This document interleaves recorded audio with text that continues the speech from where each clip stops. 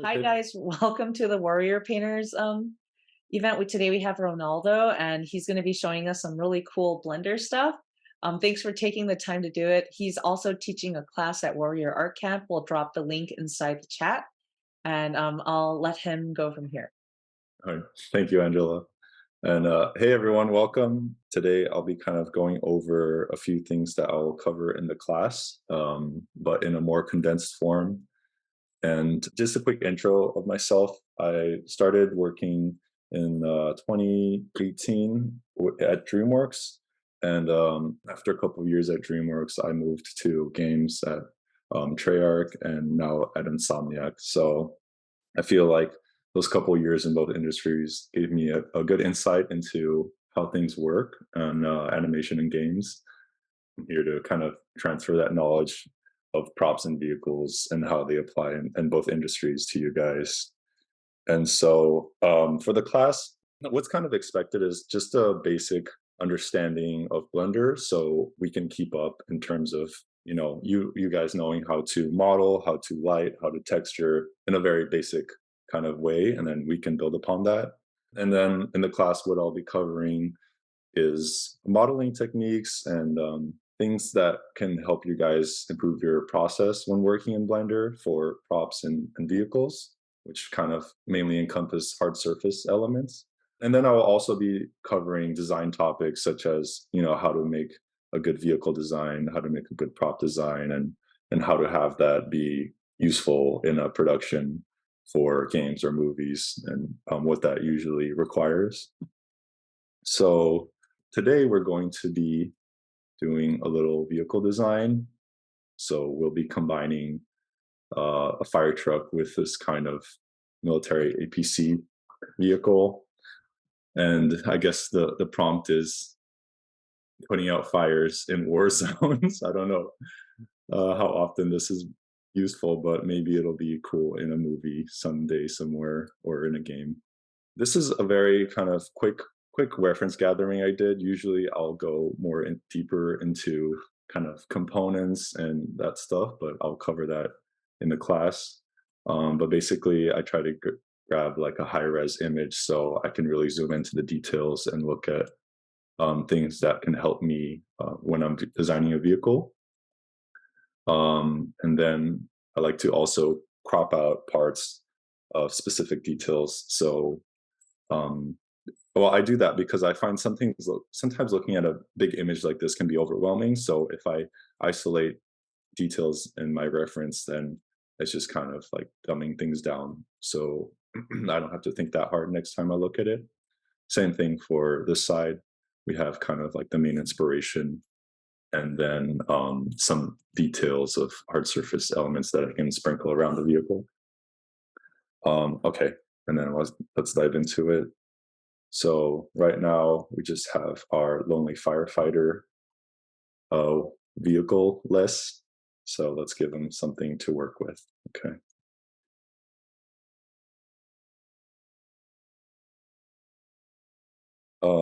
So in this class, we will kind of cover blocking things out first, and then there'll be a part of the process which I won't be showing here because that takes a little bit more time, but it'll be kind of kit bashing from existing models in the internet just to kind of feel it out.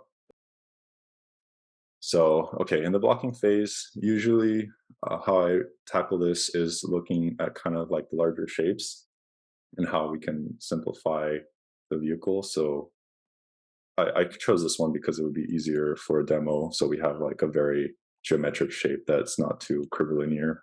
Same with the fire truck. So let's make the base something more armored. Oh, sorry, I'm going to keep the reference here on the side so it doesn't block too much of the screen. But know that I'm always looking.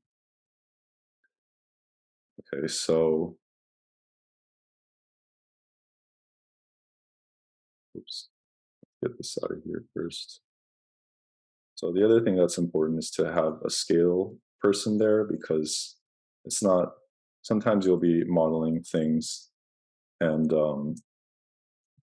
you'll realize that your scale is wrong and that kind of bites you in the butt because you have to go back and fix it.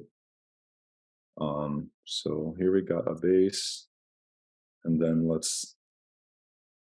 when I first thought of this design, I thought it would be cool to um, have a little turret like a tank does, but have it shoot water.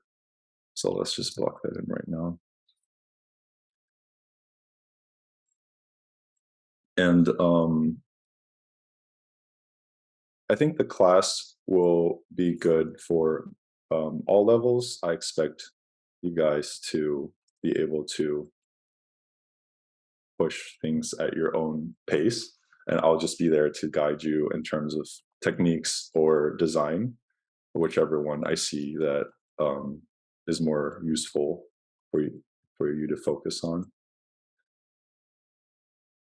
Do you also, use a lot of materials and everything and go over that in depth, or Yeah, so I think we'll definitely be covering materials.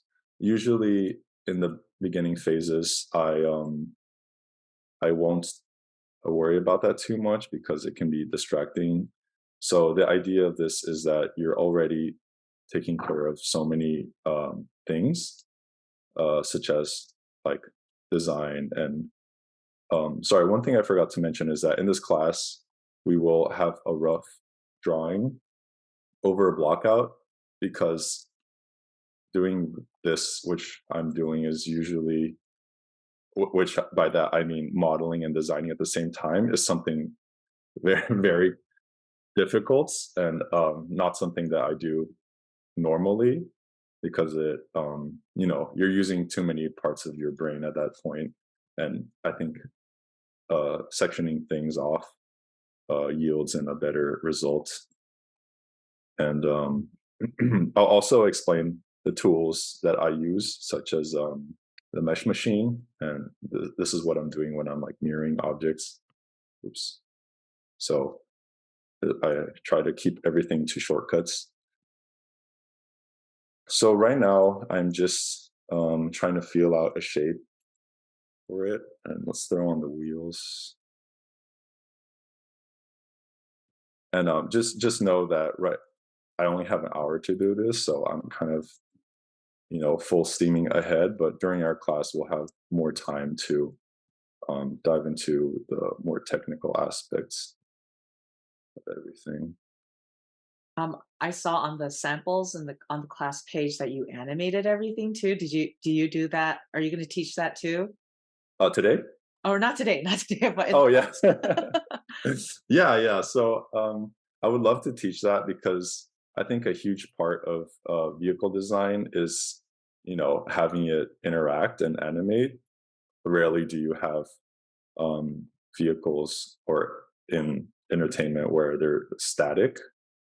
So I think it's important for you to think of that when you're designing one, and I think you knowing how to do that will make you a more valuable um, artist in the team because you're figuring out a lot more um, a lot more things that the animators won't have to worry about, and if that's already approved, then then it won't have to be kicked back to design. You know what I mean? You're doing so much of the legwork, and people will be very happy when you do stuff like that. And I speak of that from experience when I was at DreamWorks, and I would turn in vehicles that had a small animation to them, and they would be super happy about it. Okay, looks very more like a tank, but let's change this up. So the other part of this in vehicle design is thinking about components. So right now, you can think of this top turret as a component, the body as a component, and the wheels, right? And you can get more detailed with it when you start thinking about the inside and what the vehicle encompasses, right? So if this is a vehicle that goes into the forest to put out fires, it won't have a fire hydrant, so you have to either carry the water or find a water source. So let's just imagine that we are going to be carrying the water source Um, so let's open up some space on the back of the vehicle, and let's throw in something of like a water um, container. Maybe you can shut out the back a little bit more.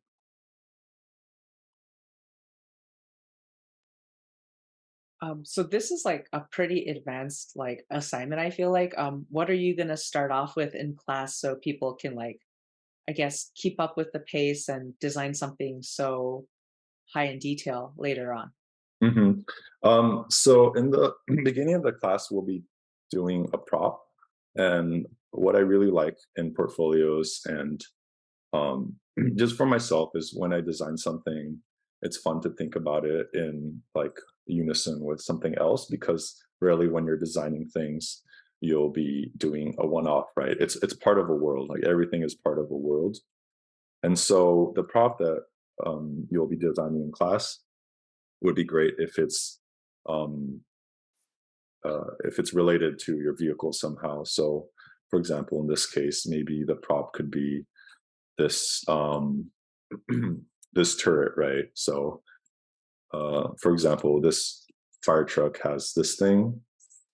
I think it shoots water. I'm not sure exactly what it is, but that's where the research comes in. So, it could be where this is the device that shoots the water. Right? Once in a while, I like to throw in the lighting just to see how everything is feeling. So right now, if you can tell, this vehicle is tiny. A person doesn't even fit in it, right? So we need to scale things up a little bit. We need to throw in area for the driver, and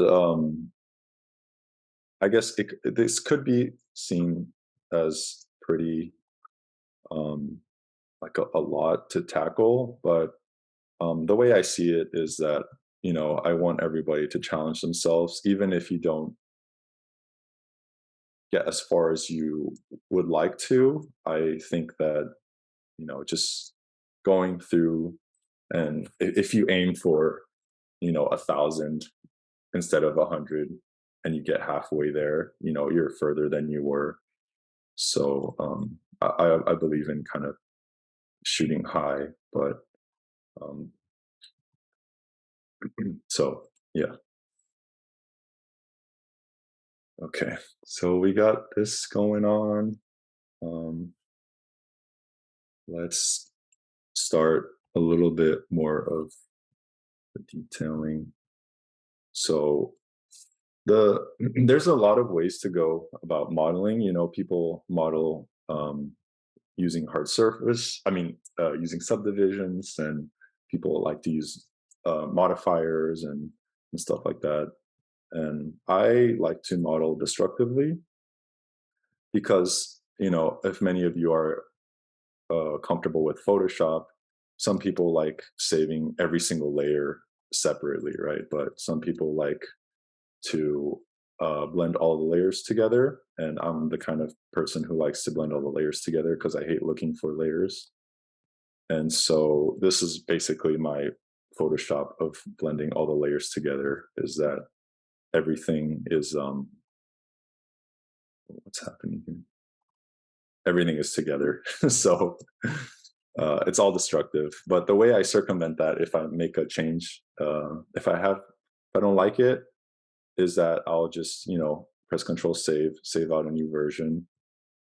Um, or even if I really like the body how it was before, I'll just duplicate it, send it to the corner of the map, and then put it in a folder and hide it. Right, so I can always bring it back if I really want to.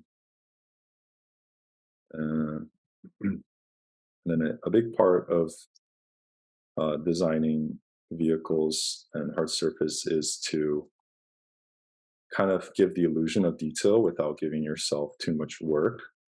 And so, a big thing that I'll kind of be touching on the class is to make it's really easy to kind of overthink details, but if you just add a bunch of cubes together and start beveling stuff and cutting away, you'll kind of like land on a agreeable that's a little bit more complex than kind of generic stuff. And so that will when it's in the background, especially something like here where it's going to be in between wheels, you don't really need something that makes too much sense, or else you're just kind of doing extra work for no reason. And that's another thing that I had to learn as well, was to manage um, my expectations in terms of how much I can model. And so in the beginning, I would want to model everything, where uh, after I did the render, nothing really showed, and that would really show me that okay, I didn't even have to put that much time on the model there because it wasn't even going to show. And so okay, let's just throw these around. Oh, I have a quick question from the Hmm. audience. Sure. So there's someone who says they're not ready to take a Blender class just yet, but if Okay. they were curious to see what kind of portfolio piece you would be looking for. Like what kind of portfolio to get into your class. Okay. I think a little bit of so drawing is not the most important part because this is a mainly a 3D class, but I think it will help you heavily because the one thing is when designing, it's better to, like I said, tackle things one at a time. And so if you can model something basic like this and then throw it into Photoshop and do whatever you like, photo bash or draw on top, and solve those design questions before you come back into modeling, that will help you a ton in the front of saving time because you know what you're going to model, right? And so in your portfolio, if you can show kind of the basics understanding of modeling, like for example, right here, everything I did here was just add shapes, bevel, and use the boolean tool, which is super simple, right? Cutting one shape from another. There's nothing technically complex of what I'm doing here. So I really don't think that you need to be able to know how to use like geometry nodes or all this kind of more complicated stuff or um, things like that. So as long as in your portfolio you show kind of like understanding of modeling, maybe you've modeled a couple props before, and some drawing and perspective, I think that's excellent. That'll be good enough. And yeah, I don't want it to be something where people are afraid if they will be able to keep up with the class because again, I'm here to help everybody as an individual. And so if it doesn't matter if if your classmate is a working professional or if you're just kind of like starting out in the industry, I think we can be able we will be able to tackle kind of like um, each level of what's the word, of experience. Okay, now let's take care. This is not the prettiest vehicle, but we can make it work. Yeah, feel free to shoot questions if any of you have.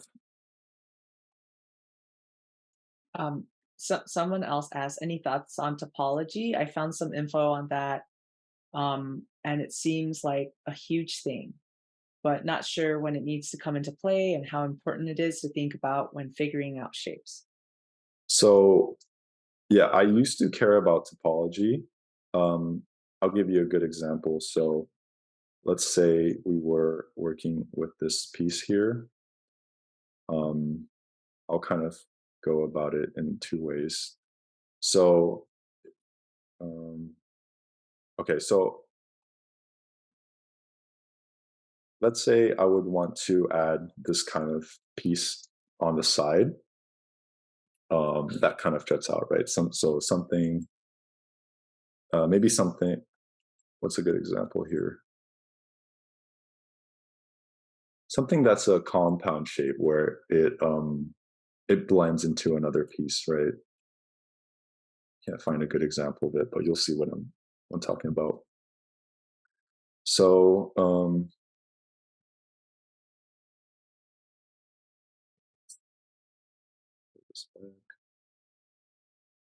okay, so we got this guy, and we want to blend this shape into this shape. So before I would want to line up the geometry, right? So add an edge loop here. Oh, okay, so let's ruin this first, so I can show you what I mean.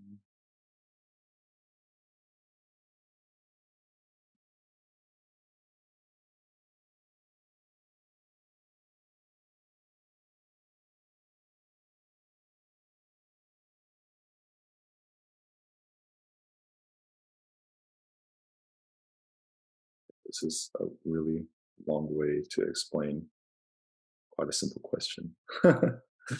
But okay, here goes the point. So now we have these two shapes combined, and that topology is absolutely horrendous, right? Like nothing matches up. And so when I first started modeling, I would want to line up the geo, right? So connect here to that, kind of condense things a little bit more so everything fits nicely.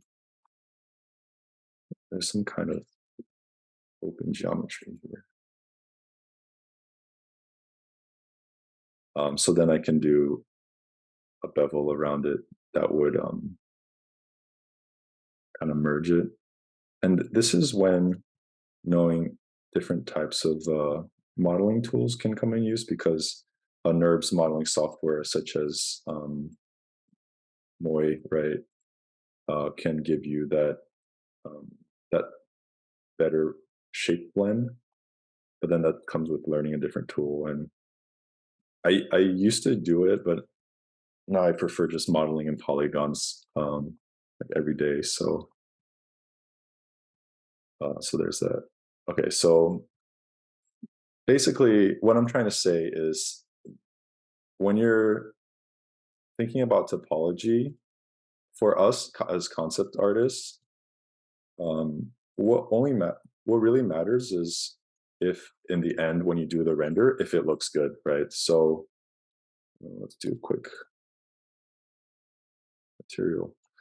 So all you want to really take or worry about are these kind of crazy artifacts. But even then, you can just paint it out. Um, so you have to know what your end goal is, right? If your end goal is you want to model in-game assets, right? Then this matters, right? You have to figure out good topology because sometimes when it triangulates in the game, it will give you these weird artifacts and it'll look bad. But if it's something where you're rendering it and you're going to throw it in like an engine, or sorry, in Photoshop, and you're going to be painting on top of that, you can take care of that with a couple easy brush strokes, right? And in the end of the day, it's what takes less time. And so if figuring out the topology for this would take you, I don't know, 10 minutes, but painting it in Photoshop is, you know, a minute, then I'm going to be just painting it in Photoshop, right? So there's that. Okay. I just kind of started modeling it and the top looks nothing like what we intended, but let's just roll with what we've got here because it looks really, the form language is not matching up too well.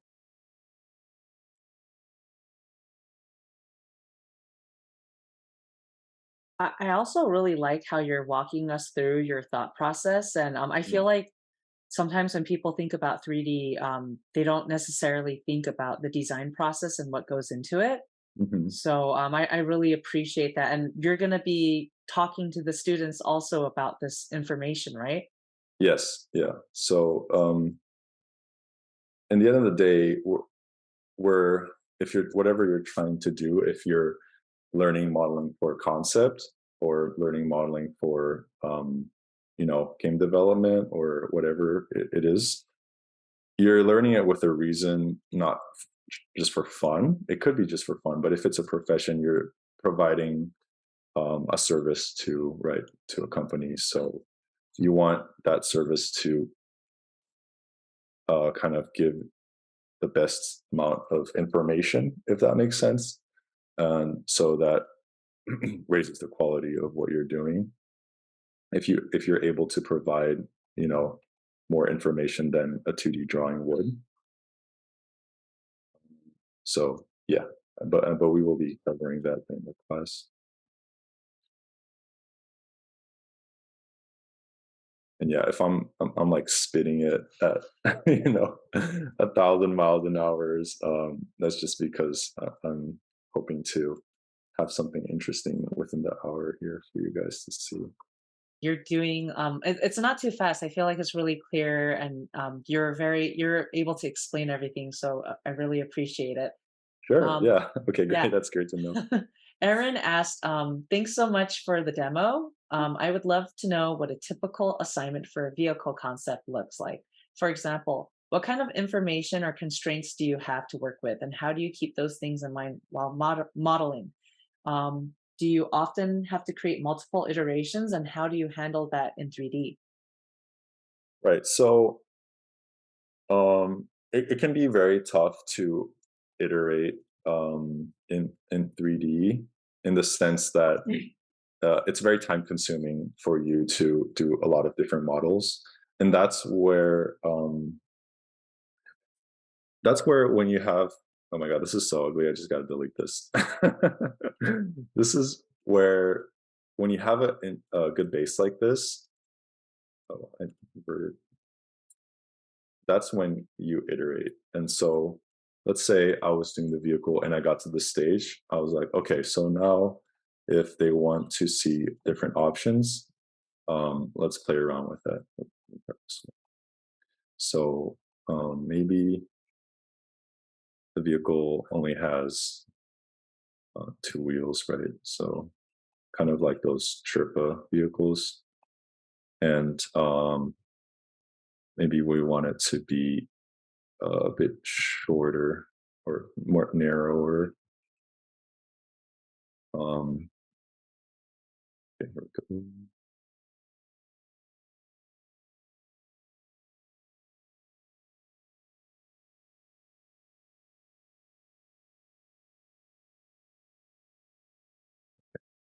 So, and it's like a centered drive kind of thing.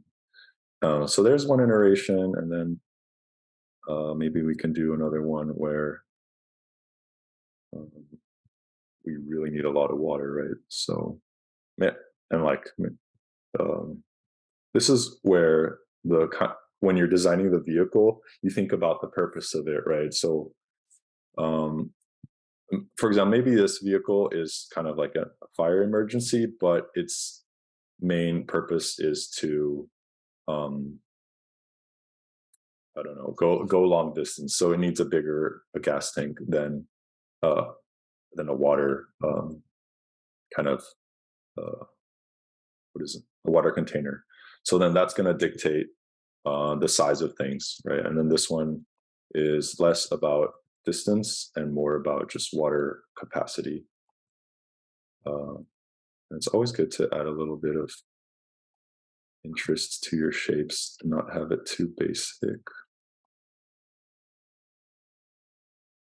especially when it's a large component like this. So there quickly, you can get these kind of basic shapes to iterate on. Would you then like sometimes paint over it to like help sell the idea even more, or Yeah, exactly. So after you reach this phase, I would throw it in Photoshop and kind of do, work in how you're comfortable. Either sketch on top of it, photo bash on top of it, and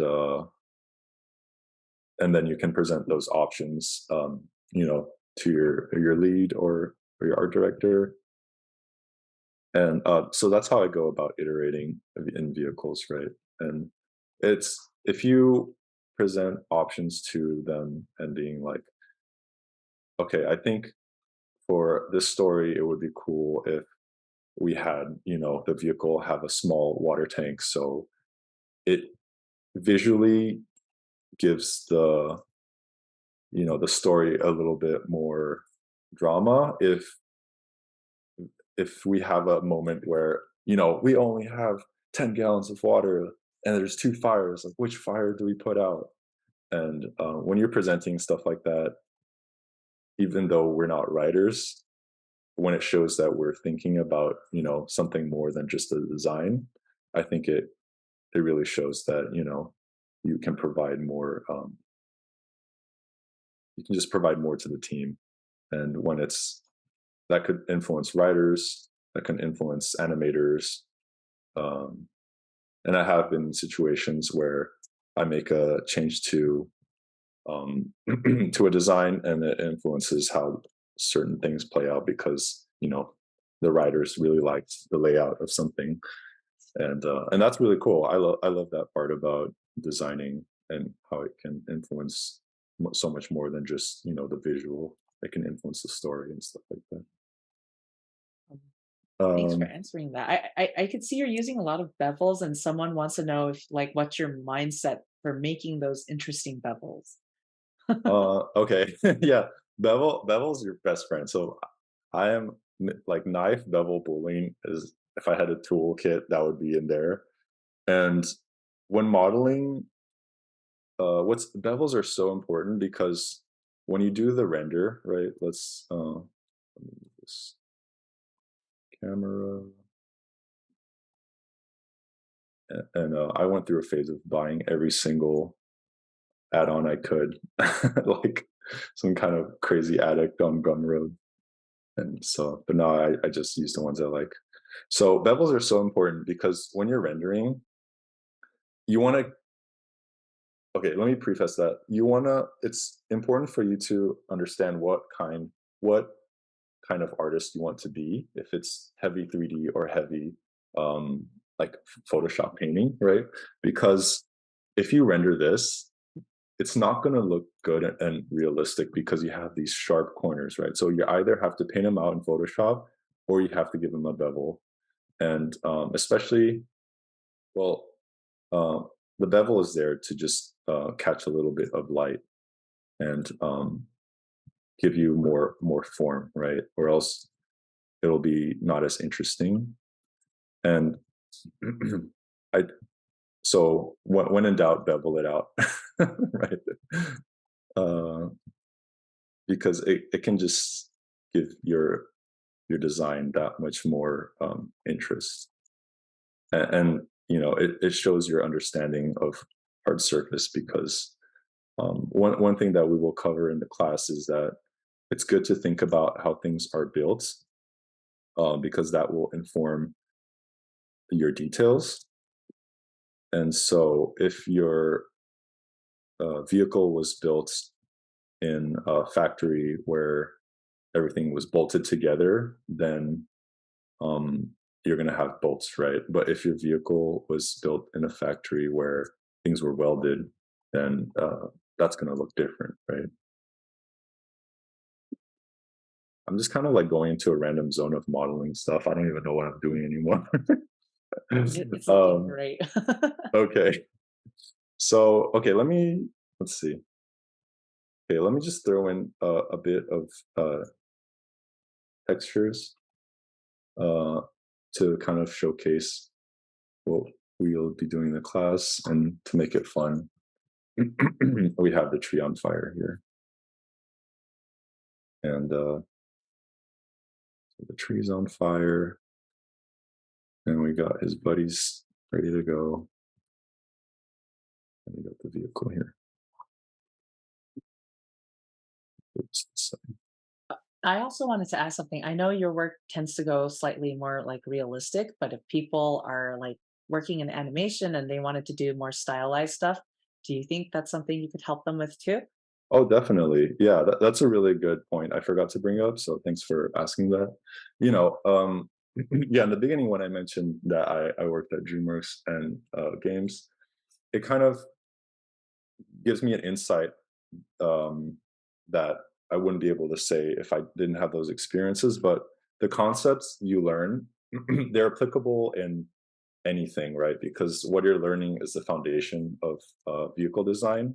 And so whether it's stylized or whether it's, cinematic realism, you want to sell the function and the design to the audience because that will make everything more believable. Like for example, in Toy Story, when the first Toy Story, I remember when I was a kid, I thought it was so interesting how they when they were in like the U-Haul truck or whatever, they had this latch that was this whole kind of like story point, right?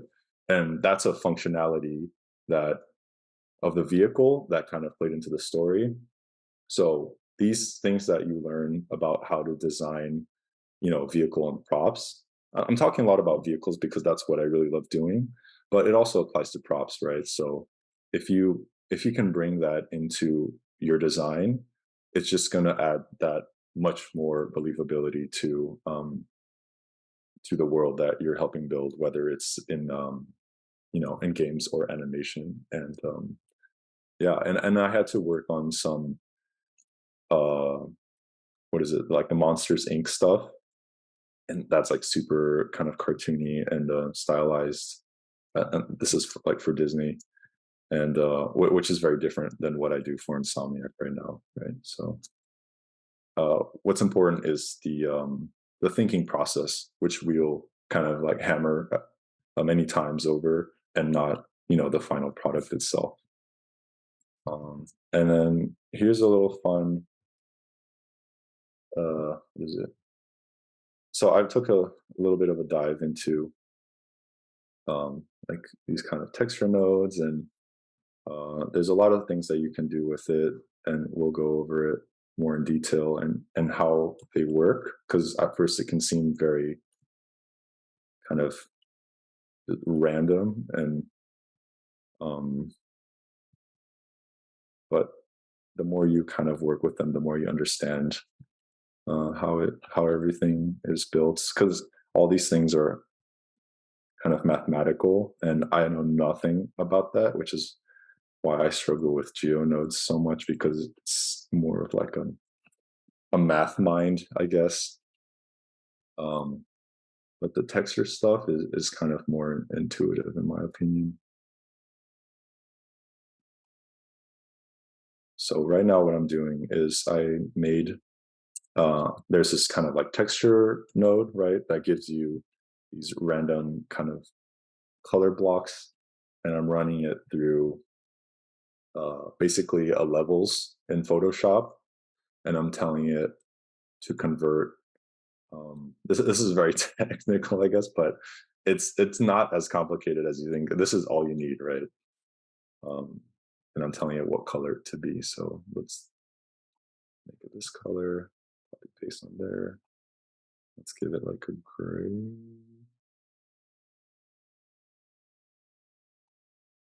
Paste on there. You run it through the texture, and we get this kind of procedural. Um, what is it, like a camouflage pattern? So, at every class, I'll kind of give a chance for questions and interests. So, if people are more interested in diving more into procedural textures, I'm more than happy to do that as well. So we can, of course, cater the class to what everyone's kind of like major interest is. I find that it's really difficult to explain like these like color ramps and things. Like, do you have a good way to explain it? Let me give it my best shot. Okay, so you have this crazy color. kind of gradient here with all kind of color blocks. And so what you're doing with the color ramp is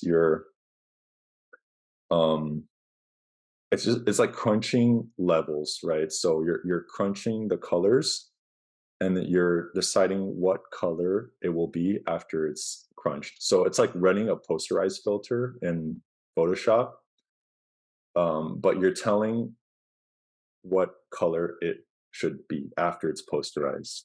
So, um, so right here, on the scale, it's black and then white on the side. So I'm saying from black to whatever this percentage is, right? Like 30% or like 40%, it's going to be orange, whatever color shows up in that range. And then from here to here, it's going to be gray. From here to here, it's going to be orange. And that just basically randomizes and allows me to control how much orange will show up, right? So if I want the vehicle to be mainly gray, just make the orange smaller.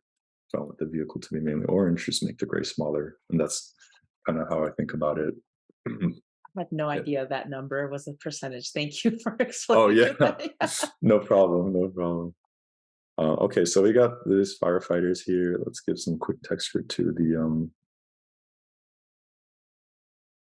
tires.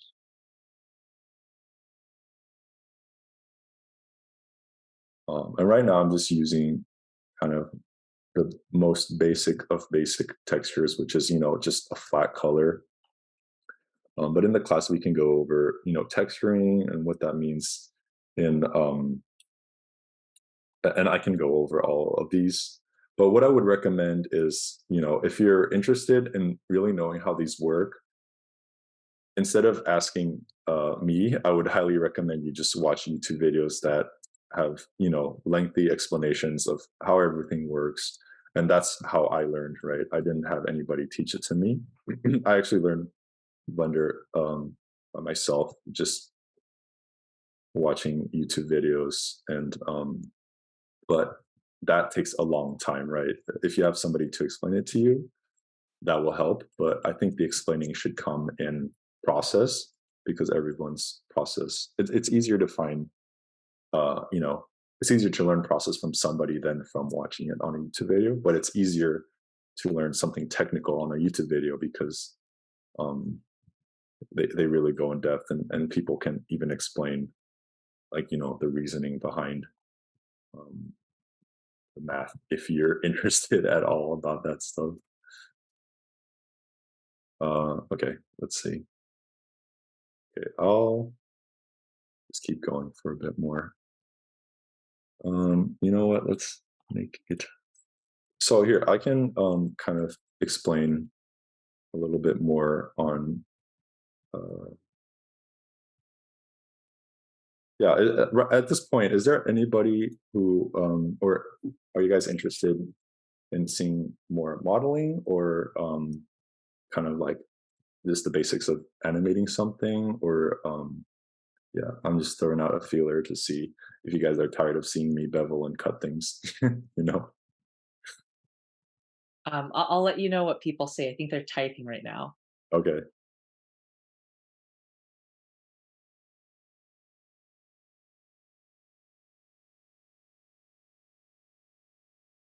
Okay, we've got kind of a shy group. No, no worries. I can just Oh, keep. somebody said seeing animating would be cool. Okay. Okay, let's make. Um, yeah, let's just make this something kind of whimsical, and just make a quick turret that pops out and shoots water. Right. Oh, So. also when you're doing this, sometimes I see little like boxes for the XYZ axis, and then like Oh, what is really? that add-on? Like you sometimes you have little boxes because a lot of people are asking. Um, I don't know what you were is doing. it What that this? one? Yeah, that one. Oh, so this is the hard ops plugin. It's not recommended in the class, but I use it a lot too, and it gives me all these options that are explained. But basically, what it is, it's, you know, Blender has a kind of bad default mirroring option where you have to go, modifier, find the mirror, or whatever. And so what Hardups does is it just gives you these options of what you want to mirror, and with it gives you this kind of tool tip on how to use it. So usually I'll press Alt X and mirror it, and now you have, excuse me, a mirror that's a modifier. But what I like to also do is in mesh or machine tools that is free. Um, if you're in edit mode and you press Alt X, it gives you this option, and it's basically like a mirror tool, but it's destructive. Or you can undo it, but it's what I mean. It's not a modifier, so you can just kind of keep mirroring. And sometimes when I'm kind of out of ideas, I'll even just and I want kind of greeble, I'll just kind of keep moving things around and keep mirroring it, and get something interesting. A lot of the times just kind of like random, but sometimes you can get something interesting. I don't even know what this is, but let's make it the gun here, or the water spout. Quick, quick, quick, quick, quick.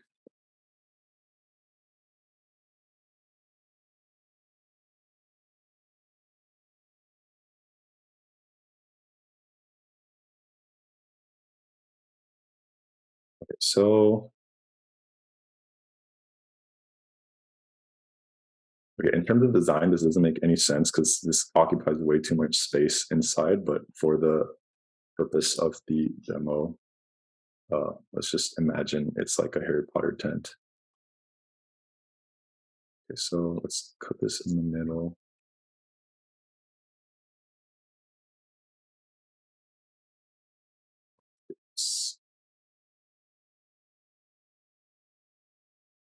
Okay, so honestly, animating is very, very simple. Um, it's all about just keyframing things. So let's duplicate and rotate this around.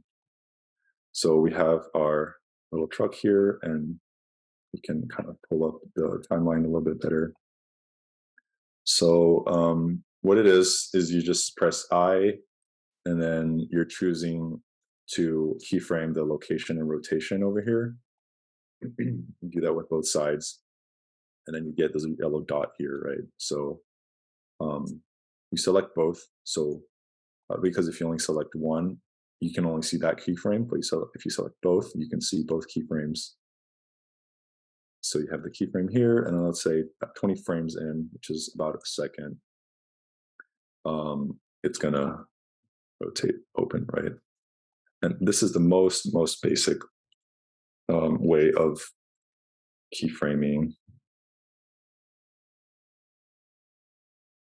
Okay, and then so boom, it's gonna open, and then maybe right again keyframe the beginning here, and then right after it opens, it's gonna come up and move forward over here. So to see without the camo, right? So, and then this is where a lot of back and forth comes in because it's coming up very unnaturally and at a strange speed. So you have to make it a little bit slower, maybe. And maybe after this comes up, we want it to slide down somehow. So we'll make it like that so it looks cleaner.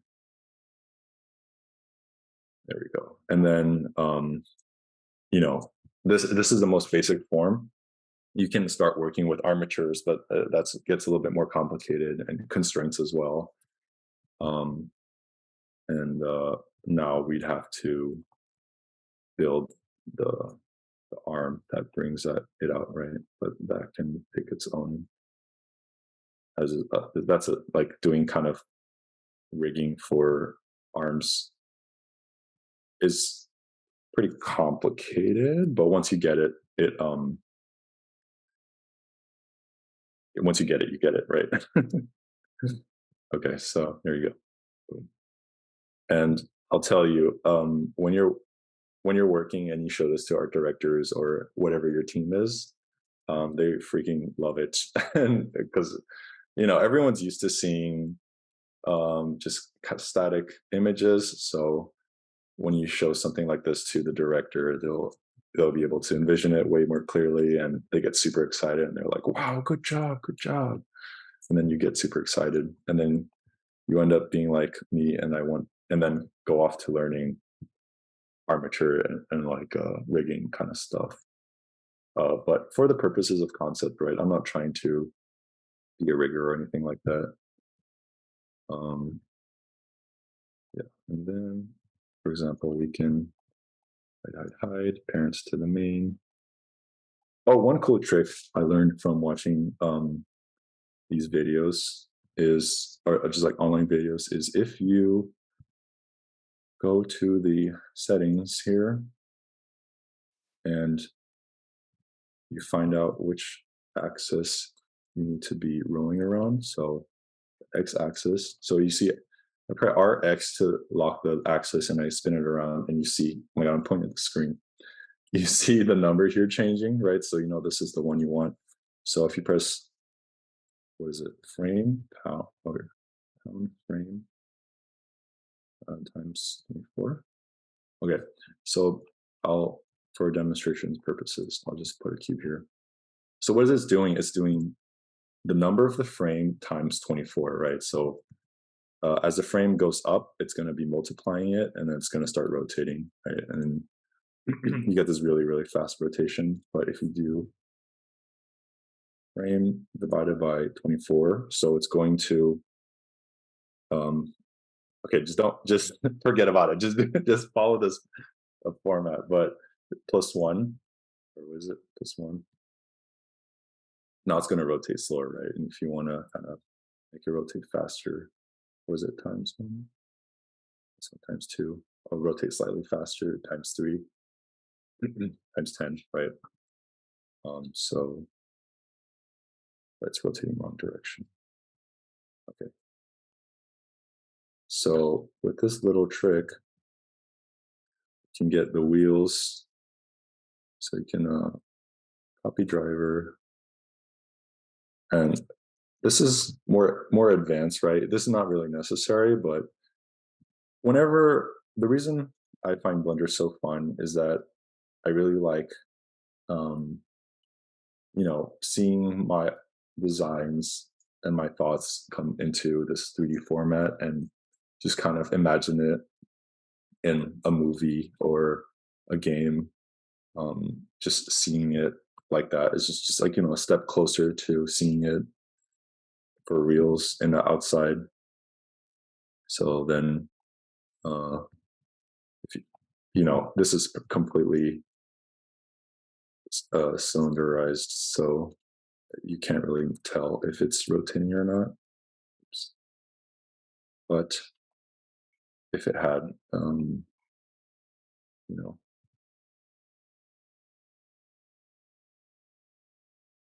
if it had a hubcap, or just more details on the wheels, just do something really dirty quick. Then While you're on the subject of like animation and stuff, do you turn yeah. in just the Blender file for work, or do you just export like a painting or an MP4? Um, it depends. Usually, uh, so rendering takes a huge amount of time, and so what I do is, if I have this, like, for example, this small animation, sorry, my throat's dying here. If I have this small animation, then instead of rendering each frame, that takes a long time, I just grab a screen recording app. Uh, there we go. And then I press record, and then I just record it, whatever, and then I share that.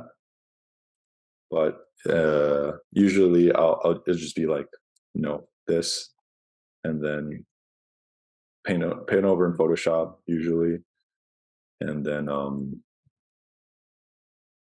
yeah, the 3D file usually goes to the 3D artist who will do the whole kind of like topology, texturing, and everything, to the rigging artist thereafter. And what is it? Yeah, there's this like world texture that you can use that is very simple, but it adds a little bit more, color to your world. Where's my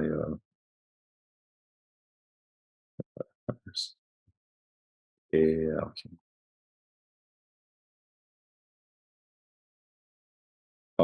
And then here's other tricks. This is mainly for, I guess, games because, well, you can find characters. I didn't make these characters. They're just, I found them online and I threw them in this program called Mixamo, which is like a browser program. It rigs it for you. It has preset animations you can have, and they just kind of help you quickly sell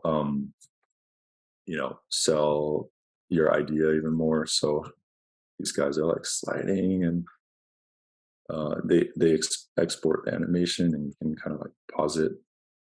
I don't know, at a random keyframe here. Just delete the keyframes, and now he's forever stuck in this sliding position. I don't, maybe he's, I don't know, sliding to the fire here. The fire.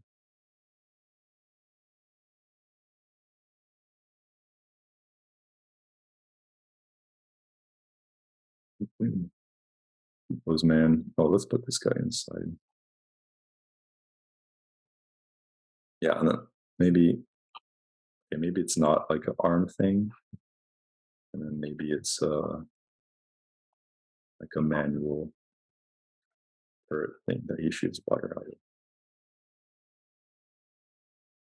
And here we have the ugliest fire truck in existence. But it's just missing, that love that of just modeling little details that just takes time. And in the class, I will encourage you to think about it in a way that can help you in the future. So I need to be better about that as well, and which is, modeling details so you don't have to model it all the time. And you only model one handle, and then you just reuse that handle afterwards. Because a lot of vehicles need handles. Right? For example, if I bring up the reference, you got little handles here, tie downs or whatever over there, and over here. So just having a library of that stuff helps you out a lot. And what's great is that after, I think it was Blender 3.0, they implemented this asset library. And here are some of the here are some of the assets that I have used. And for example, these are ones that I just kind of ripped out of the internet that I found for free. So if you were doing, I don't know when you would need a lady with a baby, but this is more for kind of like ArcViz stuff, um, for theme park projects and stuff like that. But they can come handy if you're doing a city scene and you need some people to be saved from a fire over there. And you need a printer or something like that. But in all seriousness, it's really good to, when you're starting out modeling, you're not going to model, the best handle that you're going to use forever. But it doesn't hurt to have a library of that stuff because it may come in handy later down the line. And whenever you want to update your handle to a cooler looking handle, then you can just do that. But um, you have to take advantage of modeling in the sense that everything is, you can duplicate everything and use it for other projects. Where in Photoshop, if you have a drawing, it might not be in the same perspective for another scene, right? But in Blender or in 3D, you can do that, and you should. I started doing this way later than I kind of wanted to, but any time is a good starting time. So yes, yes, yes. It's almost two, I guess. If you have, does anybody have any more questions about the class or things that I will go over, or concerns that I speak too fast or something like that? You are not fast at all, and you're like really clear. So Okay, thank you. excellent, excellent.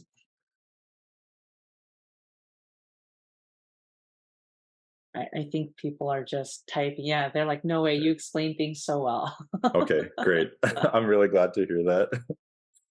Um, okay, and we put out the fire. Hooray! We've saved the day with our silly vehicle here. Um, Do you know shaders when it comes to like line? You know how a lot of people are trying to get that NPR look with like the line work and stuff. Will you be going over stuff like that in class too? um, for line work, honestly, I have tried dabbling in it. Just being honest, I don't use it much for work. So, and most of my personal work, I just use that render quality. So I don't know what is best for it. I know with the grease pencil, you can have this kind of line art done to your scene, but I'm not too I don't know it too well. I have a friend who uses this paid plugin, which is really expensive, that gives you kind of like anime quality line art in the viewport, which is super crazy. I forgot the name of it. I can look it up later, but yeah, unfortunately, using line art in 3D is not something that uh, I do too much, so I wouldn't be the best at giving advice on that. Gotcha, gotcha. Thank you. Yeah, yeah, yeah. But yeah, in the class we will also kind of go over lighting for presenting your vehicle, because it's also important to uh, present your what you've done in the best way. And there's been many times where I used to just have a lot of fun modeling, and then I render out this very flat, kind of unexciting scene, and nobody cares about it too much. And it's like, man, if I had paid more attention in presenting as much as I did in the modeling of it, because you can have a very simple model, but just present it really nicely, and it gives you a lot of more bonus points. So here I have another vehicle that I had been working on, just to give you guys a little look. So this is a little truck that I was designing, which is kind of like Death Stranding meets Japanese K truck inspired vehicle.